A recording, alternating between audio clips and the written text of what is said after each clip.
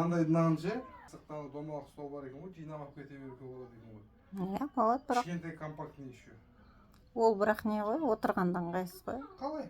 Нормально. Біле ол қалай ойға келмейді? Білмеймін. Bir нәрсеге жарататын ек, домалақ стол сатып, видеоға түссе қазақша стол деп әкете береді. Сиса алып кетеміз ба? Қойшы, бәрін жоқ қылмай. Ыдыс аяғың, тамағың соған қоясың, газыңды. Оны қайқа қоясың ертең барғанда? Көрейік, сиса алып кетейік, маған бәрі.